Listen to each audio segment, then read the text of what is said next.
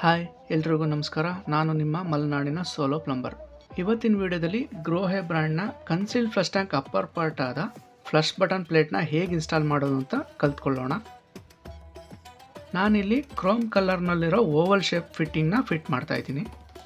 ಈ flush plate ಮಾರ್ಕೆಟ್ನಲ್ಲಿ ಬಾತ್ರೂಮ್ಗೆ ಹೊಂದಿಕೆಯಾಗುವಂತೆ ಬೇರೆ ಬೇರೆ ಕಲರ್ ಮತ್ತು ಬೇರೆ ಬೇರೆ ಶೇಪ್ನಲ್ಲೂ ಸಹ ಸಿಗುತ್ತೆ. ಬಾಕ್ಸ್ನ ಓಪನ್ ಮಾಡಿದ್ರೆ ಒಂದು ದೊಡ್ಡದಾದ ಯೂಸರ್ ಮ್ಯಾನ್ಯುವಲ್ ಸಿಗುತ್ತೆ.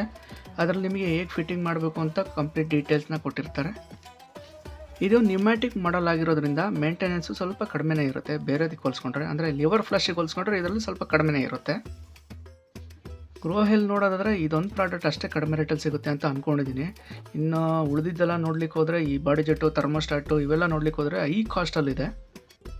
ಮತ್ತು ಅವೆಲ್ಲ ಯೂಸಿ ಮತ್ತು ಇಂಟರ್ಫೇಸ್ ಎಲ್ಲ ನೋಡಲಿಕ್ಕೆ ಪ್ರೀಮಿಯಂ ಮಾಡಲಾಗಿರ್ತವೆ.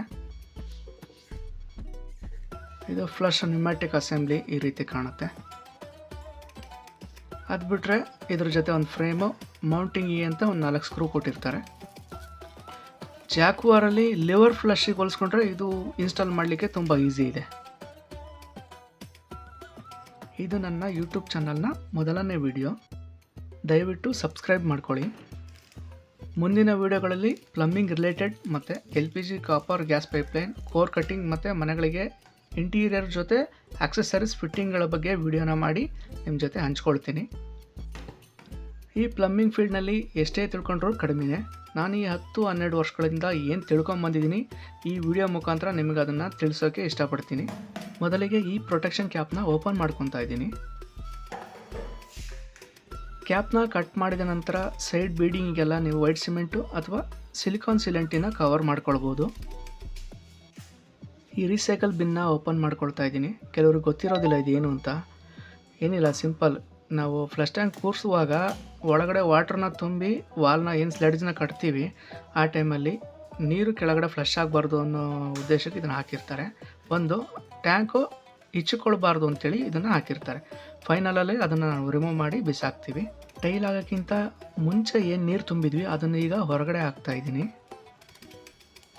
ಈ ಕನ್ಸೀಲ್ಡ್ ಫ್ಲಶ್ ಟ್ಯಾಂಕ್ನ ಕೂರಿಸುವಾಗ ಪಕ್ಕದಲ್ಲೇ ಒಂದು ಕನ್ಸೀಲ್ಡ್ ಫ್ಲಶ್ ಟ್ಯಾಂಕ್ನ ಕಂಟ್ರೋಲ್ಗೆ ಅಂತ ಕೊಟ್ಟರೆ ನಿಮಗೆ ಮೇಂಟೆನೆನ್ಸ್ಗೆ ತುಂಬ ಈಸಿ ಆಗುತ್ತೆ. ಅಥವಾ ಇಡೀ ಎಂಟೈರ್ ಬಾತ್ರೂಮ್ಗೆ 2 ಕನ್ಸೀಲ್ಡ್ ವಾಲ್ವ್ ಕಂಟ್ರೋಲಿಗೆ ಕೊಡೋದ್ರಿಂದ ಇನ್ನೂ ಮೇಂಟೆನೆನ್ಸ್ ತುಂಬ ಈಸಿ ಆಗುತ್ತೆ. ಈ ಕನ್ಸೀಲ್ಡ್ ವಾಲ್ವ್ ಮತ್ತು ಮಾಸ್ಟರ್ ಕಂಟ್ರೋಲ್ ವಾಲ್ವ್ಗಳೇನಿದೆ ಇದ್ರ ಬಗ್ಗೆ ಮುಂದಿನ ವೀಡಿಯೋಗಳಲ್ಲಿ ನಾನು ನಿಮಗೆ ತಿಳಿಸ್ಕೊಡ್ತೀನಿ. ಇಲ್ಲಿ ಫಿಲ್ ವಾಲ್ವಿಂದ ಫ್ಲೋಟ್ ವಾಲ್ವ್ಗೆ ಕನೆಕ್ಷನ್ ಪೈಪ್ನ ಫಿಟ್ ಮಾಡ್ಕೊಳ್ತಾ ಇದ್ದೀನಿ. ಕೆಲವ್ರಿಗೆಲ್ಲ ಭಯ ಇರುತ್ತೆ, ಈ ಫ್ಲಶ್ ಟ್ಯಾಂಕ್ನೆಲ್ಲ ಗೋಡೆ ಒಳಗೆ ಹಾಕಿರ್ತೀವಿ, ಸಪೋಸ್ ಏನಾದ್ರು ಲೀಕೇಜ್ ಆಯಿತು ಅಂದರೆ ಗೋಡೆ ಎಲ್ಲ ಹೊಡೆದು ತೆಗಿಬೇಕು ಅಂತ. ಭಯ ಪಡಬೇಡಿ, ಆ ರೀತಿ ಏನಿಲ್ಲ. ಫ್ಲಶ್ ಪ್ಲೇಟ್ನ ಓಪನ್ ಮಾಡಿದ್ರೆ ಮೊಣಕೈವರೆಗೂ ಸೀದಾ ಕೈ ಒಳಗಡೆ ಹೋಗುತ್ತೆ. ಒಳಗಿರೋ ಪ್ರತಿಯೊಂದು ಸ್ಪೇರ್ನು ರಿಮೂವ್ ಮಾಡಿಬಿಟ್ಟು ಮತ್ತು ಹೊಸ ಫಿಟ್ಟಿಂಗ್ಸ್ನ ಆರಾಮಾಗಿ ಫಿಟ್ ಮಾಡ್ಬೋದು. ಸ್ವೀಟ್ ವಾಟ್ರಿಗೆ ಫಿಲ್ ವಾಲ್ವು, ಫ್ಲೋಟು ಅಸೆಂಬ್ಲಿ, ಸೈಫೋನ್ ಅಸೆಂಬ್ಲಿ ಏನಿದೆ ಇದು ಬೇಗ ಹಾಳಾಗೋದಿಲ್ಲ. ಹಾರ್ಡ್ ವಾಟ್ರು ಅಂದರೆ ಈ TDS ಲೆವೆಲು 700-800 ಇರುತ್ತಲ್ಲ, ಅದು ನಿಮಗೆ ಕ್ಯಾಲ್ಶಿಯಮ್ಮು ಮೇಲ್ಗಡೆ ಲೇಯರ್ ಥರ ಕೂತ್ಕೊಳ್ಳುತ್ತೆ. ಆವಾಗ ನಿಮಗೆ ಕೆಳಗಡೆ ಲೀಕೇಜಿನ ಪ್ರಾಬ್ಲಮ್ ಬರುತ್ತೆ ಕಮೋಡ್ ಒಳಗೆ. ಆ ಟೈಮಲ್ಲಿ ಹೊರಗಡೆ ಸ್ಪೇರ್ಗಳನ್ನೆಲ್ಲ ಹೊರಗಡೆ ತೆಗ್ದು ನೀಟಾಗಿ ಕ್ಲೀನ್ ಮಾಡಿ ಮತ್ತೆ ರೀಇನ್ಸ್ಟಾಲ್ ಮಾಡೋದ್ರಿಂದ ಆ ರೀತಿ ಪ್ರಾಬ್ಲಮ್ನ ಅವಾಯ್ಡ್ ಮಾಡ್ಕೊಳ್ಬೋದು. ಈ ಕೆಲವರೆಲ್ಲ ಬೋರ್ ವಾಟ್ರಿಗೆ ಈ ಕ್ಯಾಲ್ಶಿಯಮ್ ಎಲ್ಲ ಲೇಯರ್ ದಪ್ಪ ಕೂತ್ಕೊಂಡಾಗ ಏನು ಮಾಡ್ತಾರೆ, ಆ್ಯಸಿಡ್ ವಾಶ್ ಮಾಡಬೇಕು ಅಂತ ಮಾಡ್ತಾರೆ. ದಯವಿಟ್ಟು ಆ್ಯಸಿಡ್ ವಾಶ್ ಮಾಡೋಕ್ಕೆ ಹೋಗ್ಬೇಡಿ. ಅದಕ್ಕಿಂತ ಪರ್ಟಿಕ್ಯುಲರ್ ಲಿಕ್ವಿಡ್ಗಳಿದ್ದಾವೆ ಅದನ್ನು ಹಾಕಿ ಮಾಡಿ. ಕೆಲವರೆಲ್ಲ ಈ ಟೈಲ್ ಆಸಿಡ್ ಎಲ್ಲ ಹಾಕ್ಬಿಡ್ತಾರೆ. ಅವಾಗ ಏನಾಗುತ್ತೆ ಅಂದರೆ ಈ ಸ್ಪೇರ್ಗಳು ಕ್ರ್ಯಾಕ್ ಬಂದುಬಿಡುತ್ತೆ. ಅದೆಲ್ಲ ABS ಮಟೀರಿಯಲಿಂದ ಮಾಡಿರ್ತಾರೆ.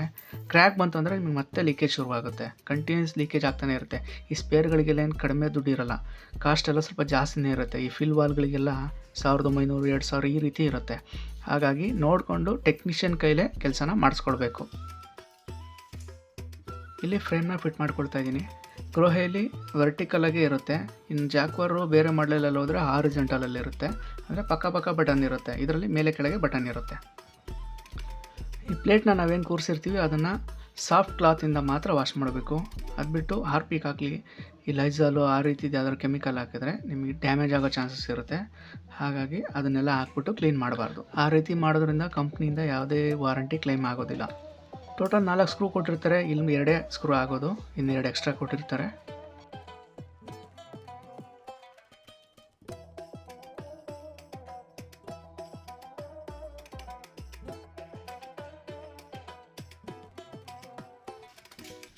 ಈಗ ನ್ಯೂಮ್ಯಾಟಿಕ್ ಪ್ಲೇಟ್ನ ಫಿಟ್ ಮಾಡ್ಕೊಳ್ತಾ ಇದ್ದೀನಿ. ಇದರಲ್ಲಿ ನಿಮಗೆ 2 ಹೋಲ್ಸ್ ಇರುತ್ತೆ, ಕೆಳಗಡೆ ಮೇಲ್ಗಡೆ.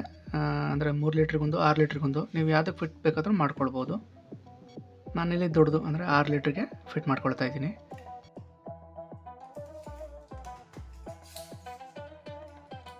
ಫ್ಲಶ್ ಪ್ಲೇಟ್ ಎಲ್ಲ ಫಿಟ್ ಆಗಿದೆ. ಫಿಟ್ ಆದಮೇಲೆ ಈ ರೀತಿ ಕಾಣ್ತಾ ಇದೆ.